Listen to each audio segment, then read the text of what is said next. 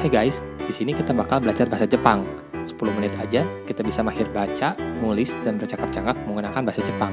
Jadi gak usah lama-lama, kita mulai aja videonya.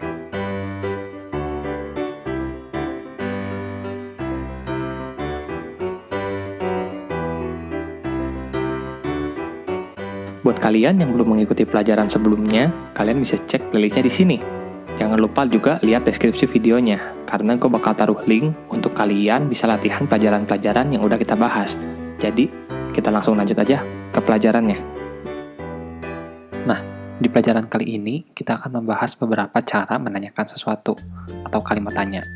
Nah, kalimat tanya yang akan kita pelajari untuk sekarang ada dua, yaitu do, yang berarti how atau bagaimana, dan doko, yang berarti where atau di mana.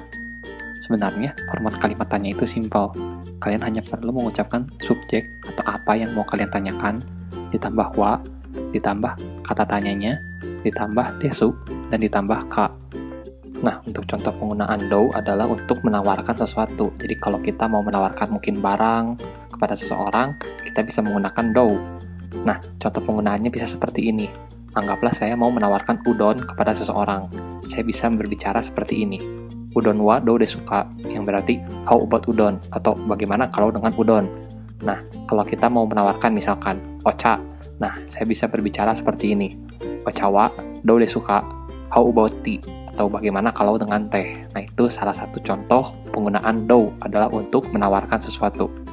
Nah, untuk contoh penggunaan doko adalah untuk menanyakan lokasi suatu tempat. Anggaplah saya mau bertanya kepada seseorang, di manakah Shibuya? Saya bisa berbicara seperti ini.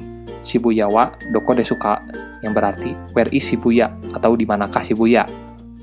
Nah, untuk kosakata berikutnya adalah kalimat atau kata yang bisa kalian sebutkan ketika kalian menyetujui atau ketika kalian tidak menyetujui hal yang dikatakan oleh orang lain. Nah, untuk menerima atau mengungkapkan bahwa kita menyetujui apa yang dikatakan oleh orang yang bertanya, kita bisa menggunakan kata i, yang berarti good, ditambah dengan desune, sehingga menjadi i desune, yang berarti sounds good. Nah, untuk ketika kita mengungkapkan bahwa kita kurang setuju tentang apa yang dikatakan oleh seseorang, atau ketika kita kurang suka dengan apa yang ditawarkan oleh seseorang, dan kita mau menolaknya, kita bisa menggunakan kata choto, yang berarti a little. Nah, misalkan ada dua teman kita yang datang ke rumah. Nah, kita mau menawarkan sesuatu nih kepada mereka. Misalkan saya yang mau menawarkan. Misalkan saya mau menawarin ocha nih. Saya bisa berbicara seperti ini. Ocha wa do desuka, how about tea? Nah, ini saya menawarkan teh kepada teman-teman saya. Nah, anggaplah teman kita yang pertama tuh mau nih dengan apa yang kita tawarkan. Dia bisa menjawab dengan i desune, yang berarti sounds good. Nah, misalkan kalau salah satu teman kita nih kurang suka nih sama teh. Nah, misalkan dia mau menolak nih dengan teh yang tadi kita tawarkan. Dia bisa menjawab dengan seperti ini. Sumimasen, choto, yang berarti, oh, sorry, it's a little. Nah, itu tuh menunjukkan bahwa dia kurang suka dengan apa yang kita tawarkan kepada dia. Nah, itu adalah salah satu contoh respon yang bisa kalian katakan ketika kalian misalkan setuju atau tidak setuju dengan apa yang orang katakan atau orang tawarkan. Nah, di pelajaran sebelumnya, kita udah membahas tentang numbers sampai dengan ratusan. Nah, sekarang kita akan belajar numbers atau angka yang jumlahnya ribuan. Contoh, untuk angka 1000 itu disebut sen. Nah, untuk angka 10.000 itu disebut man. Nah, ada beberapa tips yang bisa kalian pakai untuk dapat lebih mudah mengucapkan numbers di dalam bahasa Jepang. Jadi nih, misalkan kalian mau mengucapkan angka, baik itu belasan, ratusan, ribuan, yang berawalan 1 nih, misalkan 11 sampai 19, 100 sampai 199, 1000 sampai 1999. Misalnya nih, untuk angka 10 itu kita tidak perlu menyebutnya menjadi ichiju. Kita hanya cukup menyebutnya ju. Nah, untuk angka 100 kita tidak perlu menyebutnya ichihyaku. Kita hanya perlu menyebutnya hyaku. Nah, untuk 1000 kita tidak perlu menyebutnya ichisen. Kita hanya perlu menyebutnya sen. Nah, nanti tinggal diikuti angka sesudahnya. Tapi kalau angka yang depannya berawalan 2 sampai 9, kita tetap memakai angka tersebut sebelum penjelasan puluhan, ratusan, atau ribuannya. Misalkan nih, untuk 20 ya kita nyebutnya niju. Nah, untuk 10.000 atau 10.000, kita membacanya sebagai ichiman, karena kata man ini akan tetap dipakai sampai dengan 10 juta. Nah, untuk lebih mudahnya, di dalam bahasa Inggris kan kita menggunakan 1000 sebagai thousand ya, jadi sebagai satu unit. Nah, untuk bahasa Jepang, thousand-nya itu di per 10.000. Nah, jadi 10.000 lah yang dipakai sebagai satu unit. Atau supaya lebih mudah, ingatlah 4 angka 0 itu disebut man. Contoh, untuk 10.000 itu akan disebut ichiman. Nah, untuk 100.000 itu akan disebut juman. Nah, untuk 1 juta itu akan disebut hyakuman. Nah, untuk 10 juta itu akan disebut isenman. Nah, kalau di dalam bahasa Inggris, kita mulai merubah thousand menjadi million pada saat sudah 1000 dikali 1000. Nah, dalam bahasa Jepang juga kurang lebih sama, tapi per 10.000 dikali 10.000. Nah, itu dirubah menjadi oku. Nah, contohnya, untuk 100 juta itu disebut ichioku. Nah, untuk 1 miliar itu disebut ju-oku. Nah, untuk 10 miliar itu disebut hyaku-oku. Nah, tapi kalau kalian lihat nih, penulisan oku itu menggunakan kanji, jadi bukan lagi menggunakan hiragana. Nah, sebenarnya penulisan numbers yang lain dan kosakata yang lain juga itu bisa ditulis menggunakan kanji.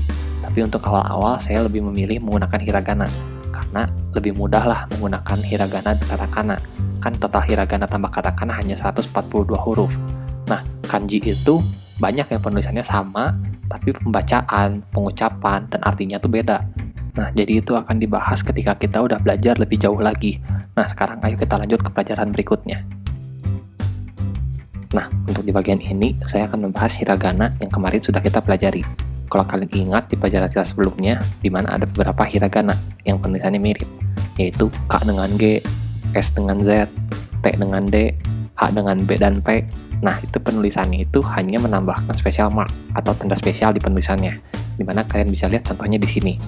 Nah, kalian harus berhati-hati apabila membaca kata-kata dengan special mark ini, karena salah baca aja bisa merubah arti dari kata tersebut. Untuk sebagai contoh, kata pertama adalah haka, yang berarti grave atau kuburan. Nah, kalau kalian merubah kata K menjadi B, jadi baka, itu artinya benar-benar berbeda ya. Baka itu artinya a fool atau konyol.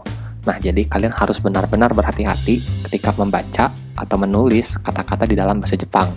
Nah, buat kalian yang udah mencoba menghafal hiragana, pasti hafal dengan hiragana ji dan zu, di mana hiragana ini masing-masing memiliki dua penulisan, di mana yang satu merupakan bagian dari hiragana yang memiliki depan Z, dan yang satu lagi adalah hiragana yang memiliki depan D. Nah, kebanyakan kata-kata di dalam bahasa Jepang yang memakai ji dan zu itu menggunakan yang berdepan Z, dan hanya sebagian yang memakai dari yang berdepan D. Nah, di dalam bahasa Jepang terkadang ada kosakata yang diselipkan hiragana A sampai O. Nah, itu tuh merubah arti dari kosakata tersebut. Contohnya, obasan, artinya middle-aged woman atau auntie, yang berarti tante lah kalau dalam bahasa Indonesia. Nah, ketika itu diselipkan kosakata A menjadi obasan, itu berubah artinya menjadi grandmother atau nenek. Nah, untuk lebih mudah dalam pengucapannya, kalian mengucapkannya dengan memanjangkan A yang ada di kata tersebut menjadi double A. Contohnya, K ditambah A menjadi K, Ni ditambah I menjadi Ni, dan Ku ditambah U menjadi Ku. Nah, berikut adalah contoh kosakata yang menggunakan penambahan ini. Yang pertama adalah Okasan, yang berarti mother atau ibu dalam bahasa Indonesia. Kemudian Onisan, yang berarti older brother atau kakak laki-laki. Kemudian Kuki, yang berarti water atau air. Nah, contoh yang tadi adalah ketika penambahannya setelah kata yang memiliki akhir sama. Contohnya K ditambah A. Nah, di dalam bahasa Jepang juga, kalian bisa menambahkan hiragana I setelah hiragana yang berakhir E, sehingga pengucapannya tuh menjadi lebih panjang. Nah, tapi kalau berakhiran dengan penambahan I, kita membacanya tetap dengan double E. Contohnya seperti ini. Kakuse, itu kan belakangnya I, tapi disebutnya tetap double E di belakangnya. Nah, contoh berikutnya adalah sensei. Walaupun akhirnya I, tapi dipanggilnya tetap double E di belakangnya. Nah, itu adalah contoh penambahan I setelah hiragana yang berakhir E. Nah, ini juga sama dengan penambahan U setelah hiragana yang berakhir O. Contohnya, koko. Nah, ini kan belakangnya OU, tapi disebutnya tetap koko. Nah, untuk contoh berikutnya adalah ohayo. Walaupun belakangnya OU, kita menyebutnya tetap ohayo. Nah, itu adalah contoh penulisan penambahan U setelah hiragana yang berakhiran O.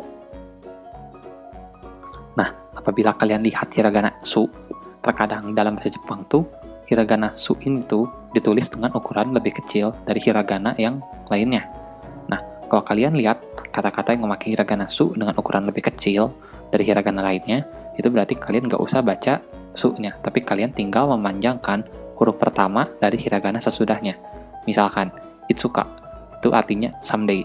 Nah, ketika si hiragana su-nya saya kecilkan, itu dibaca menjadi Ika, yang berarti family. Nah, itu penulisannya sangat mirip, tapi berbeda dari ukuran hiragana su-nya.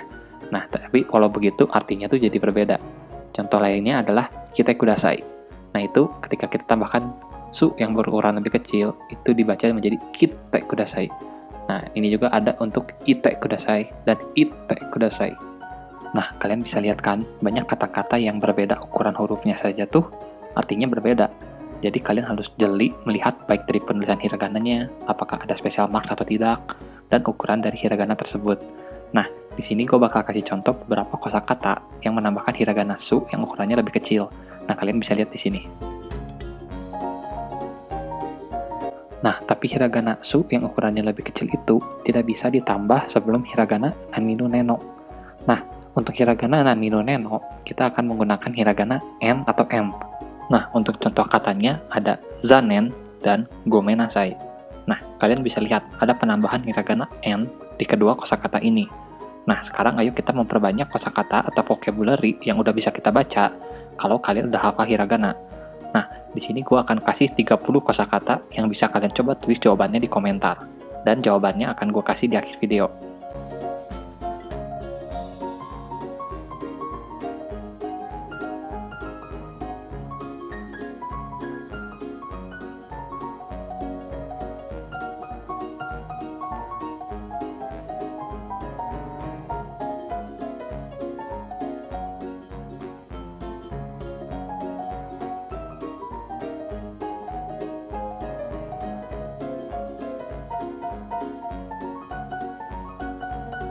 Nah, paling segitu aja dari gue di video kali ini. Subscribe kalau kalian suka dengan video ini. Jangan lupa like dan share ke teman-teman kalian yang mau belajar Jepang bareng.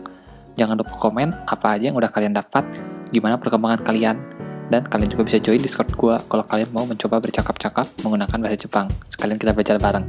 Nah, kalian bisa follow Twitter gue buat dapat info mengenai video berikutnya. Kalian juga bisa coba cek link di bawah untuk kalian yang mau mengetes hasil belajar hiragana kalian. Nama gue Stefan, see you at the next lesson. Bye.